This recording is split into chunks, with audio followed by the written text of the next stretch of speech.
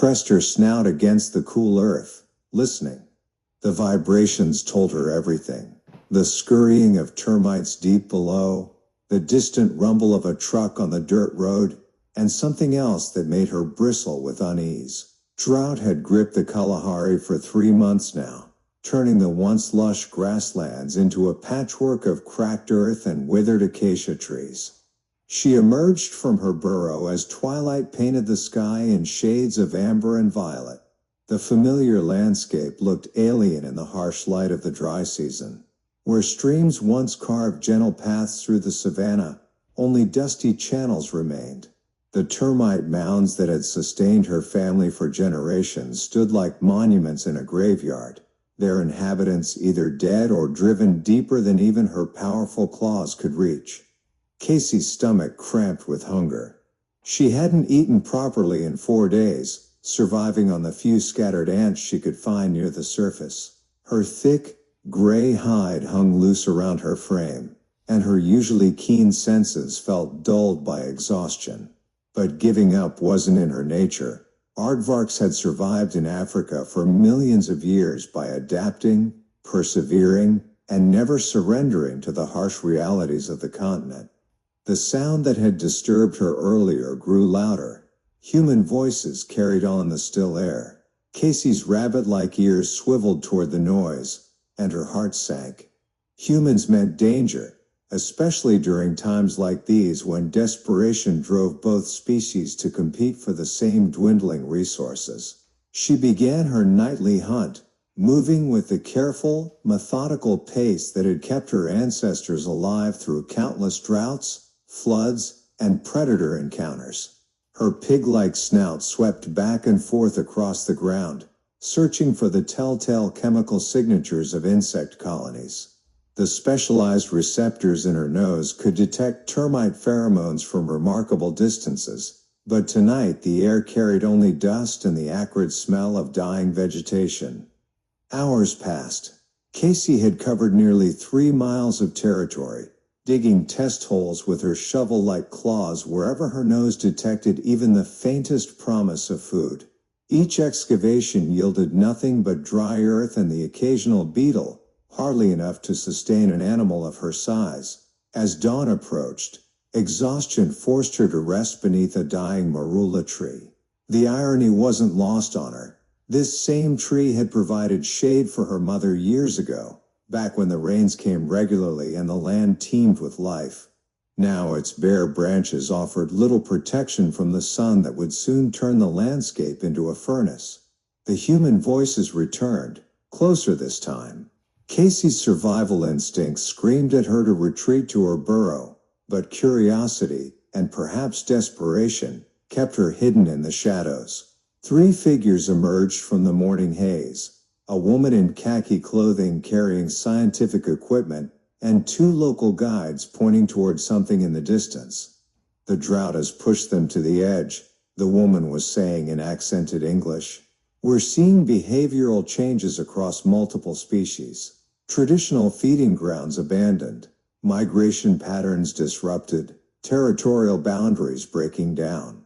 One of the guides gestured toward a cluster of termite mounds. "The aardvarks, they dig deeper now. Sometimes they make holes so deep they cannot climb out. We find them dead, trapped in their own desperation." Casey's blood chilled. She had heard stories from other aardvarks about such deaths, animals so driven by hunger that they dug beyond their ability to escape, becoming prisoners of their own survival instincts. The thought of such a fate terrified her more than any predator. The research team moved on, but their words lingered in Casey's mind. She couldn't continue this way, burning precious energy on fruitless searches while her body slowly consumed itself. She needed a new strategy, something that went against every instinct her species had developed over millennia. That evening, instead of beginning another futile hunt in familiar territory, Casey made a decision that would have horrified her ancestors. She began walking east, toward the distant mountains where the landscape changed from savanna to rocky highlands. It was a journey that would take her far from everything she knew, into terrain that aardvarks typically avoided. The trek proved brutal.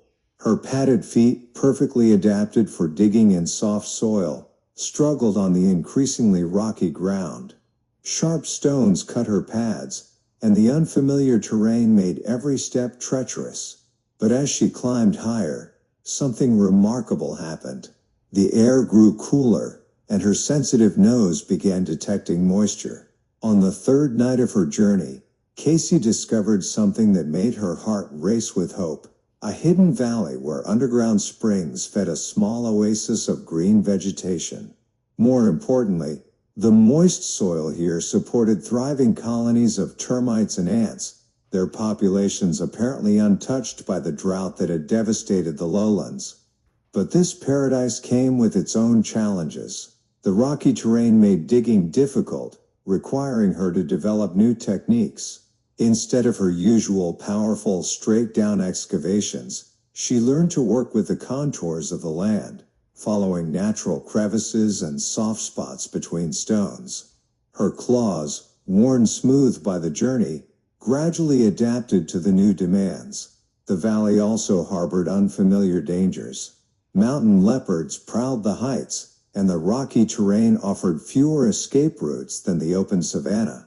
Casey had to relearn the art of survival, developing new awareness of sight lines and hiding spots, new strategies for detecting threats in an environment where sound bounced unpredictably off stone walls. Weeks passed. Casey's body began to recover, her strength returning as she mastered the art of highland foraging. She discovered that termite colonies in rocky soil often extended deeper but were more concentrated, requiring less energy to exploit once located.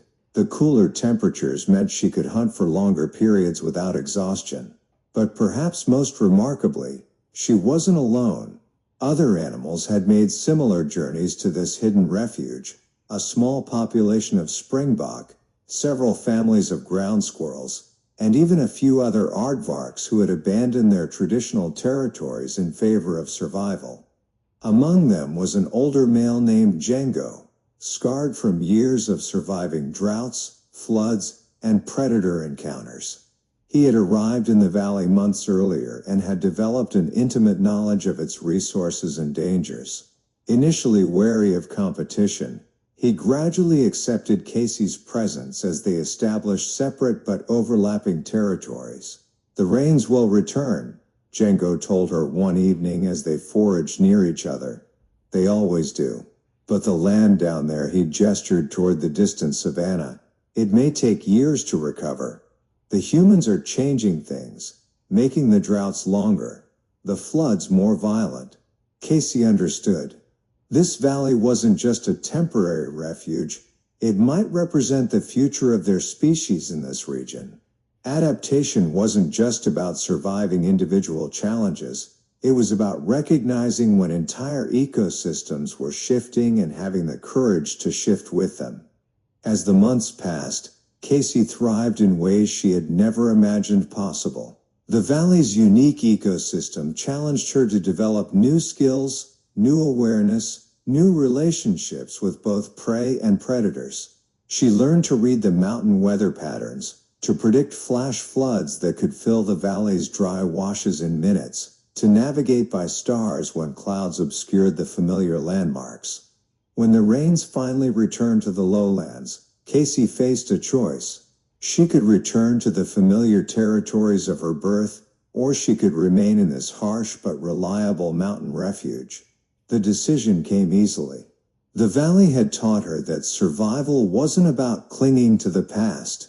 It was about embracing change, even when that change demanded everything you thought you knew about yourself. Years later, as Casey raised her own young in the mountain valley, she would tell them stories of the great drought and the journey that saved not just her life, but potentially the future of their kind in a rapidly changing world.